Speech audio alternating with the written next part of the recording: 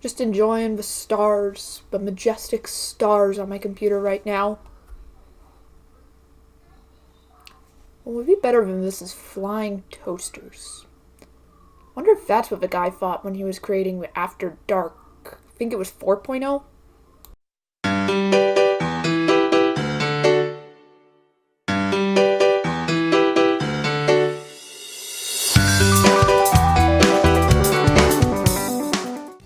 So hey guys, this is Technoko, and this is a starry night. So this is, as you guys have seen before, if you've watched the channel, the Windows 7 32-bit virtual machine that I use for the 32-bit games, Windows 3.1 games on modern OSs, which you can check out right here. Of course, in real life, there's nothing there. I'm going to add it. But anyway, today I'm going to show you how to make like an old screensaver like this work on newer OSs, and this will actually work with both 32 and 64-bit, because this actually works on my PC. I don't know if I'm going to be able to get it to work. I have it just capturing my virtual box for right now. So you can't tell which one is the real one and which one's the fake one, because I have... Okay, that's my real one.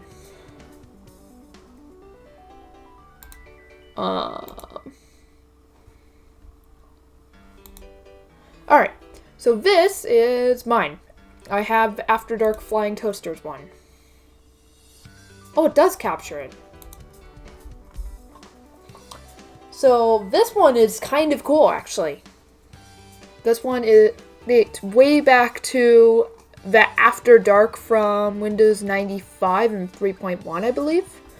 And the real purpose of screensavers is because old CRTs, which most monitors had back then, if not, they were probably running on, maybe there were some that had plasmas, not many flat screens. I can tell you that, but the purpose of this was because CRTs had a very easy burn-in reduction that would cause whatever is on your screen to burn into it. So screensavers, they would literally like save your screen because there would be moving images and whatnot at any given time. So like let's take, yeah, we can do 3D maze. Stop. This one, it's moving. Oh, jeez. It's showing it up. Oh. Okay, I need to fix that.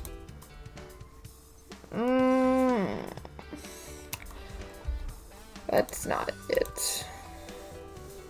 So most screensavers actually, they do have settings, which is actually pretty cool too. So like this one, you can customize it. I believe you can customize the stars.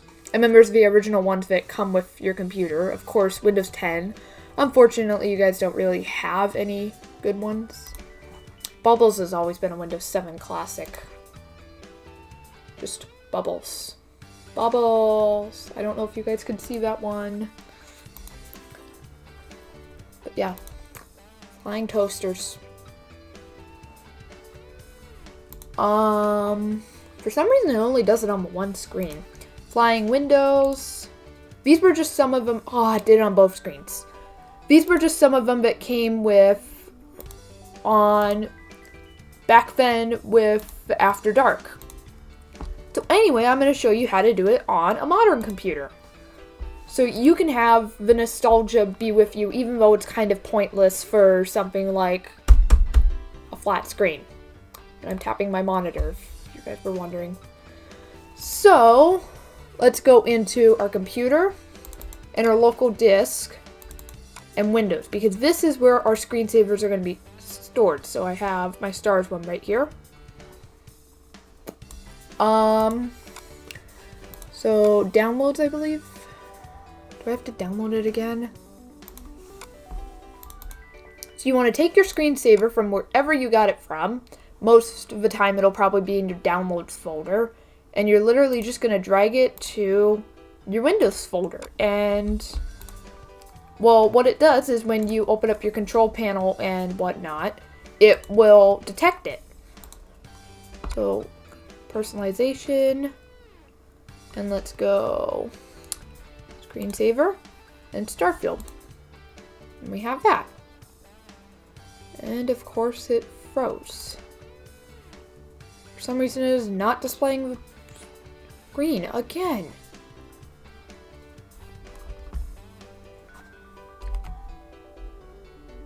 Oh, it's being difficult. Wait, Starfield.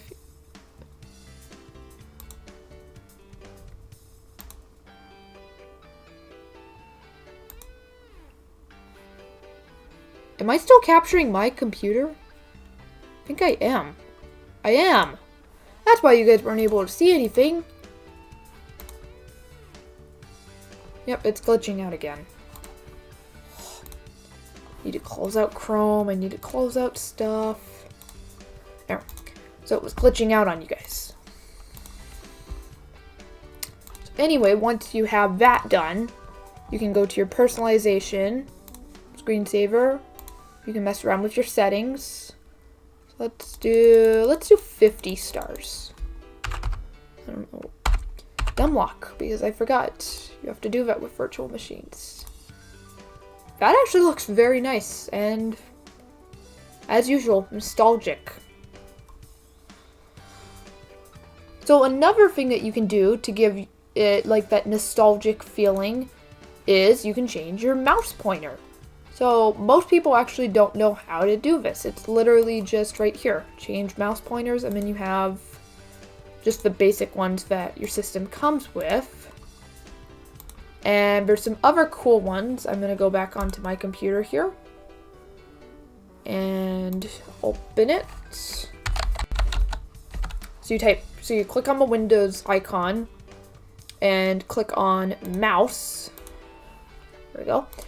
And pointers. And I have a Mac OS one, which is pretty cool. So it looks like the Mac OS mouse, and then when it's loading, it looks like the spinning rainbow wheel of death. I have magnified and stick peoples. Stick peoples is kind of cool. I found that one online. And you can pretty much just take any one that you want. There's also different sizes, so if you seriously need your mouse pointer that large, you can do your mouse pointer that large. Magnified looks kind of cool, like the inverse theme. Okay, I don't like it. I don't like it. Go away. But the one that was used for pretty much all the way up until Windows XP as the default is just literally none. Of course, I forgot to switch again. Windows 7. OBS is being a pain. But yeah, that's pretty much it. So you have your mouse and you have your screensavers. And with that, the possibilities are pretty much endless. So I'm going to stop this.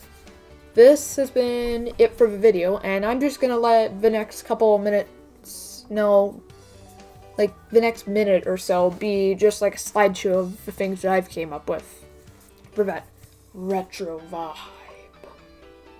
Anyway, peace. Yeah, peace.